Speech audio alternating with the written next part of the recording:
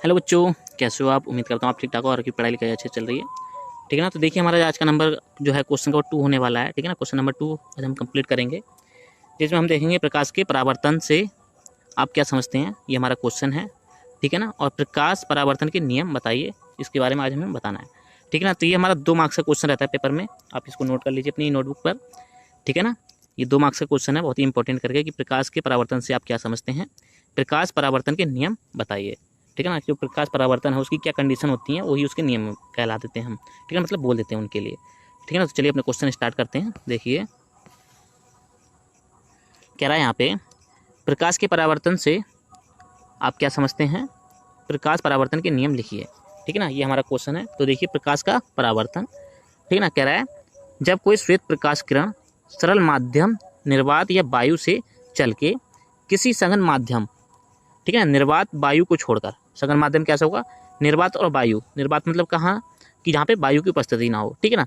और कौन सा माध्यम, वायु। ठीक है ना। इनसे चलकर या इनको छोड़कर, सघन माध्यम क्या होगा, इन दोनों को छोड़कर, निर्वात और वायु को छोड़कर कोई ऐसा माध्यम, जो भी माध्यम होगा उसमें जब प्रवेश करती है तब वह सघन माध्यम प्रकाश ऊर्जा को, ठीक है ना, किरण को सघन माध्यम से सरल माध्यम में परावर्तित कर देता है। ठीक है ना।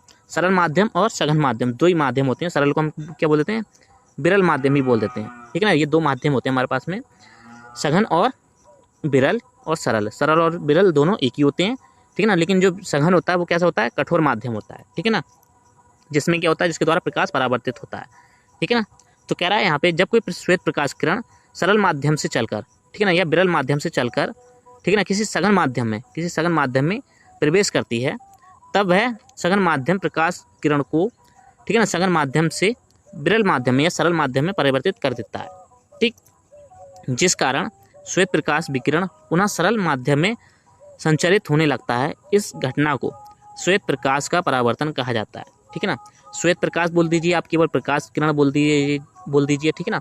दोनों का मतलब एक ही है। ठीक है ना। श्वेत प्रकाश का परावर्तन हो जाता है। ठीक है, ये कहा जाता है उस चीज़ के लिए। कैसे कह रहा है कि ये हमारा कोई सरल माध्यम है जिसमें केवल निर्वाता या वायु है। ठीक है ना। ये कोई हमारे पास में सघन माध्यम रहा, कोई हमने यहाँ पे दर्पण ले लिया। ठीक है। जैसी किरण इस पर टकराएगी तो यहाँ से क्या चली जाएगी, इस तरफ को कन्वर्ट हो जाएगी, मतलब यहाँ पे मुड़ जाएगी इस जगह पे टकरा के, इस जगह से। ठीक है ना। तो ये हमारा क्या है, ये सघन माध्यम है। और ये क्या है, सारा विरल माध्यम। ठीक है ना। ये वाला और ये वाला भी। ठीक, तो आगे देखिए फिर कह रहा है यहाँ पे, प्रकाश सघन माध्यम से, कह रहा है प्रकाश सघन माध्यम के जिस तल से परिवर्तित होता है, ठीक है ना, कह रहा है जिस तल से परावर्तित होता है उसको परावर्तक तल कहा जाता है। ठीक है ना। जैसे यहाँ पे कह रहा है कि जो प्रकाश है, यहाँ से प्रकाश गया ये और यहाँ को कन्वर्ट हो गया, तो ये जो तल है, ये M और M डैश, ये क्या है, परावर्तक तल है।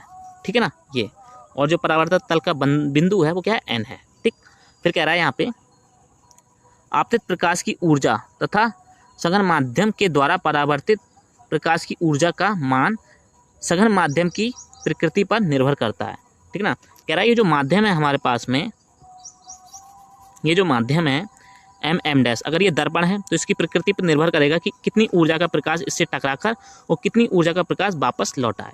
इसकी ऊर्जा और इसकी ऊर्जा को अंतर जो होगा वो इसके ऊपर डिपेंड करेगा, इस माध्यम के ऊपर। ठीक है ना, सघन माध्यम के ऊपर, जो क्या है हमारा M और M डैश। ठीक है ना।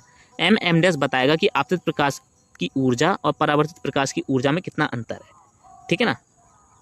आगे देखिए फिर यहाँ पे कह रहा है,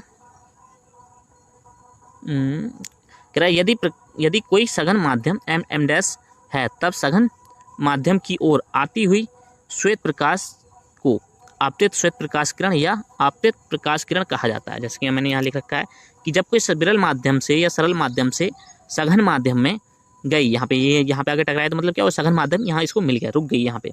देन इस सघन माध्यम ने क्या करा, इसको परिवर्तित कर दिया इस डायरेक्शन में। ठीक है ना। तो इसलिए इसको हम क्या बोल रहे हैं, जो किरण इसकी ओर आ रही है, इस माध्यम की ओर आ रही है, यहाँ से जो किरण, इसको हमने क्या बोल दिया, आपतित किरण। और इस माध्यम से जो सघन माध्यम से दूर जा रही है, विरल माध्यम में या सरल माध्यम में, उसको हमने क्या बोल दिया, परावर्तित किरण। ठीक है ना। तो आपतित किरण और परावर्तित किरण आपको पता चल गया क्या होती हैं। जो सघन माध्यम की ओर किरण आती है उसको हम क्या बोलते थे, आपतित किरण। जो सघन माध्यम से दूर जाती है उसको हम क्या बोल देते हैं, परावर्तित किरण। ठीक है ना, या श्वेत परावर्तित प्रकाश किरण। ठीक है ना। चलिए आगे देखिए फिर कह रहा है, यहाँ पे, तथा सघन माध्यम से दूर जाती हुई प्रकाश किरण को परावर्तित किरण कहा जाता है, जैसे कि मैंने आपको लिए बता दिया ये, ठीक है ना। तथा यह घटना सघन माध्यम के एक विशिष्ट बिंदु के सापेक्ष घटित मानी जाती है, ठीक है ना। ये देखिए बहुत ही इंपॉर्टेंट पॉइंट है। कह रहा है जो आपतित किरण और परावर्तित प्रकाश किरण है, इनकी जो घटना होती है, ठीक है ना, सघन माध्यम के एक विशिष्ट बिंदु के सापेक्ष घटित मानी जाती है। जैसे कि वो बिंदु क्या रहा, एन है, ठीक है ना। तो जो एन है वो क्या है, एक विशिष्ट बिंदु है, ठीक है ना, किसका, सघन माध्यम का। इसके सापेक्ष क्या ये घटना घटित हो रही है, ठीक है ना। यदि हम किसी भी चीज़ की कैलकुलेशन करेंगे, कितनी एनर्जी की लाइट हमने इस माध्यम पर डाली और कितनी एनर्जी की परावर्तित हुई, तो हम किसी एक बिंदु के सापेक्ष उसकी गणना करेंगे, कैलकुलेशन करेंगे, ठीक है। तो वो बिंदु हमने क्या बोल दिया, एन, जो क्या एक विशिष्ट बिंदु है, ठीक है ना, जिसको अभिलंब बिंदु एन एन डैश कहा जाता है, ठीक है ना। जो बिंदु है ये एन और एन डैश, इसको हम ये कहते हैं, ठीक है ना। फिर कह रहा है यहाँ पे आगे, कह रहा है प्रकाश परावर्तन के नियम। अब जो प्रकाश परावर्तन के नियम वो देखिए आप क्या है। कह रहा है माना एक दर्पण तल एम एम डैश है, ये हमारा एम और एम डैश एक दर्पण तल है ये वाला, ठीक है ना। वह दर्पण तल की ओर आती किरण ए है, जो यहाँ से यहाँ जा रही है, जो क्या है, ए किरण है, कोई प्रकाश किरण है। तथा दर्पण से परावर्तन के बाद दूर जाती हुई किरण सी है, और ये जो दर्पण से परावर्तित होकर किरण गई ये क्या है, सी है, ठीक है। फिर कह रहा है दर्पण तल एम एम डैश पर एक प्रकाश किरण का आपतन बिंदु तथा परावर्तन बिंदु एन है, ठीक है ना। आपतन बिंदु ये वाला यहाँ से ये जो आ रहा है ये आपतन बिंदु, और इसी के अकॉर्डिंग यहाँ से ये गया तो ये क्या है, परावर्तन बिंदु, ठीक है ना, क्या है, एन है, ठीक। फिर कह रहा है इसके साथ एन एन डैश दोनों प्रकाश किरणों के बीच, ठीक है ना, कह रहा है इन दोनों प्रकाश किरणों के बीच अभिलंब बिंदु रेखा है। अभिलंब बिंदु रेखा कौन सी, एन और एन डैश है, दर्पण तल में एम एम डैश में, ठीक है ना। कह रहा है जो एम एम डैश का तल है, इस तल है, इसमें एक अभिलंब रेखा कौन सी है, ये वाली एन एन डैश की, ठीक है ना, ये है क्या, अभिलंब रेखा, ठीक। फिर देखिए आगे कह रहा है ये आपतित प्रकाश किरण अभिलंब के साथ साइन की ज्या आई कोण बनाती है, ठीक है ना। ठीक इसी प्रकार से परावर्तित प्रकाश किरण अभिलंब के साथ में साइन की ज्या आर कोण बनाती है, ठीक है ना, मतलब यह कोण बनाती हुई परावर्तित हो जाती है, ठीक। तो यहाँ पे देखिए कह रहा है कि आपतित किरण, कह रहा है जो आपतित किरण है ये, और अभिलंब क्या है, एन डैश ये, इसके साथ में साइन कीजिए, साइन कीजिए क्या, आई, जिया को हम क्या बोलते हैं, कोण या थीटा, ठीक है ना। तो क्या कौन सा कोण बनाती है, आई कोण बनाती है। मैंने यहाँ पे साइन आई इसलिए लिख रखा है क्योंकि जो इसके बीच बनेगा कोण हम मापेंगे, उसकी क्या लेगी, वैल्यू क्या आएगी, साइन आई में हम नापेंगे, ठीक है ना। और जबकि वास्तविक कोण बनेगा वो क्या होगा, आई होगा, ठीक है ना। आप यहाँ पे साइन ना लिखें, अगर लिख भी लेते हैं तो आप ये बताएं, ठीक है ना, एग्जामिनर को कि हमने साइन क्यों लिखा है, ठीक है ना। साइन की ज्या आई कोण ले रहे हैं हम इसमें, अभिलंब के साथ में आपतित कोण का, ठीक है ना, आपतित किरण का, और परावर्तित किरण का हम क्या ले रहे हैं, आर कोण ले रहे हैं, ठीक है ना, जो क्या है, साइन की ज्या में है, ठीक। फिर कह रहा है आगे,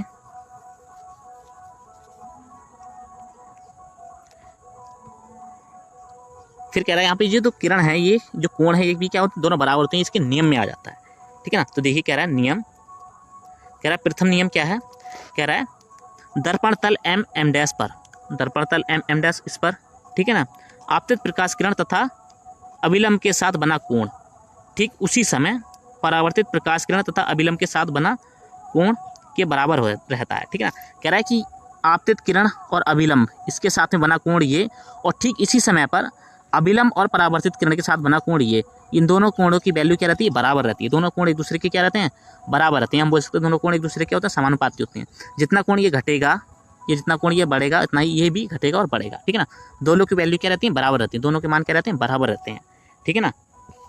फिर कह रहा है आगे, आपतित प्रकाश किरण कोण बराबर परावर्तित प्रकाश किरण कोण, ठीक है ना। क्या है, आपतन कोण साइन आई, परावर्तित कोण क्या है, साइन आर, ठीक है ना। तो ये क्या है, इनके प्रकाश की जो आपतित किरण और परावर्तित किरण है अभिलंब के साथ में कोणों को दर्शा रही है, ठीक है ना। ये तो हमारा क्या था, प्रथम नियम था, ठीक। जिसमें हम देखते हैं क्या कि आपतित किरण और परावर्तित किरण के जो कोण बनते हैं अभिलंब के साथ में, दोनों क्या रहते हैं, बराबर रहते हैं, ठीक है ना। फिर आगे देखिए अब, फिर देखिए द्वितीय नियम, सेकंड नियम कह रहा है आपतित प्रकाश किरण, ठीक है ना। कह रहा है जो आपतित प्रकाश किरण है तथा परावर्तित प्रकाश किरण है वह आपतन बिंदु, आपतन बिंदु क्या हुआ, जिस पर ये दोनों किरणें आके एक दूसरे को दर्शा रही हैं, ठीक है ना, उस पटल पर एम एम डैश पर, ठीक है ना, पर खींचा गया अभिलंब तीनों एक ही बिंदु पर एन पर रहते हैं, ठीक है ना, एक ही तल के एक ही बिंदु पर रहते हैं, ठीक है ना। एक बार हम फिर से पढ़ लें इसके लिए। कह रहा है कि आपतित प्रकाश किरण, ये वाली जो प्रकाश किरण जा रही है यहाँ पे, एक मिनट में इरेज कर दूँ इसको जी। देखिए क्या रहा है यहाँ पे कि आपतित प्रकाश किरण ये, ठीक, तथा परावर्तित प्रकाश किरण ये, ठीक है ना, तथा वह आपतन बिंदु एन क्या रहा है, ये आपतन बिंदु पर खींचा गया अभिलंब कौन सा खींचा हमने, एन डैश, तो एन हमारा ऊपर और एन डैश ये, ठीक है ना। कह रहा है तीनों तल के एक ही बिंदु पर रहते हैं, तल क्या हमारा एम डैश है, इसके एक बिंदु कौन सा, एन पर ही रहते हैं, ठीक है ना। आपतित प्रकाश किरण, परावर्तित प्रकाश किरण तथा अभिलंब आपतन बिंदु पर ही रहते हैं, एक ही बिंदु पर रहते हैं, ठीक है ना। तो ये था हमारा क्या, सेकंड नियम, किसका, प्रकाश परावर्तन के, ठीक है ना। तो इतना सा टॉपिक था ये प्रकाश परावर्तन, ठीक है ना। इससे हम क्या समझते हैं और क्या होती है इसकी घटना, हमने ये सारा पढ़ लिया, ठीक है ना। तो इतना ही था इस लेक्चर में, और ये 2 मार्क्स का क्वेश्चन है, मैंने आपके लिए पहले बता दिया, 2 मार्क्स में पूछा जाता है, ठीक है ना। प्रकाश परावर्तन क्या होगा वो पूछेगा और उसके नियम पूछ लेगा, ठीक है ना। तो आपको अच्छे से पता होने चाहिए इसके नियम क्या है, ठीक है ना। और अपने फ्रेंडों के साथ में इस टॉपिक को अच्छे से डिस्कस कीजिए, अपने कॉन्सेप्ट को अच्छे से क्लियर कीजिए, ठीक है ना। मिलते हैं अगले लेक्चर में, ऑल द बेस्ट। अगर आपने मेरी वीडियो को लाइक नहीं किया तो प्लीज़ लाइक कर लीजिए, ठीक है ना, और सब्सक्राइब कर लीजिए, और अपने फ्रेंडों के साथ में ज़रूर से ज़रूर डिस्कस कीजिए, ठीक है ना, और शेयर भी कर लीजिए, ठीक है ना, वीडियो को अपने फ्रेंडों के पास में, ताकि ये पहुँच सके ज़्यादा से ज़्यादा और उनको अच्छे से रिवीजन हो सके पेपर के लिए, ठीक है ना। मिलते हैं अगले लेक्चर में, ऑल द बेस्ट।